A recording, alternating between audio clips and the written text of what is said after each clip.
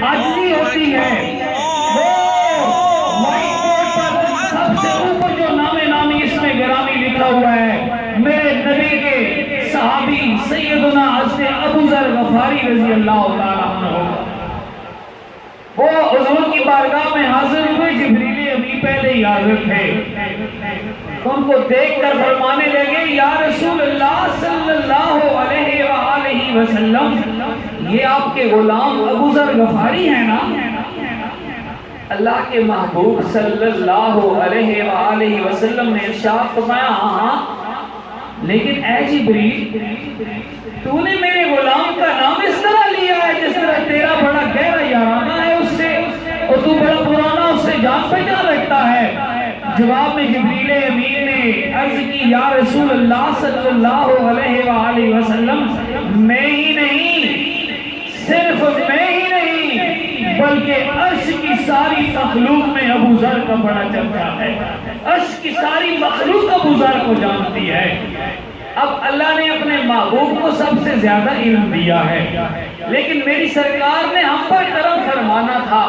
بات ہم تک پہنچانی تھی۔ میری سرکار نے فرمایا میرے اے جبریل، میرے ابو ذر کی کون سی خوبیاں ہیں جو اللہ کو پسند ہیں، اور اللہ پاک نے عرش کی ساری مخلوق میں اس کی جو ہے وہ شور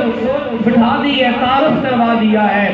جواب میں جبریل امین نے عرض کی یا رسول اللہ، ایک بات تو یہ ہے کہ یہ کلمہ توحید کا، سورہ اخلاص کا یا لا الہ الا اللہ کا ذکر کثرت سے کرتا ہے، اور دوسری بات یہ ہے کہ یہ اپنے دل میں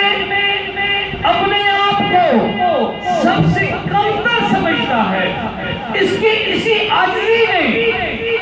عرش کی ساری مخلوق میں اس کا شورا منوا دیا ہے، عرش کی ساری مخلوق اسے جانتی ہے، کیونکہ اللہ کریم کو عاجزی بڑی پسند ہے۔ اللہ کریم مجھے بھی اور آپ کو بھی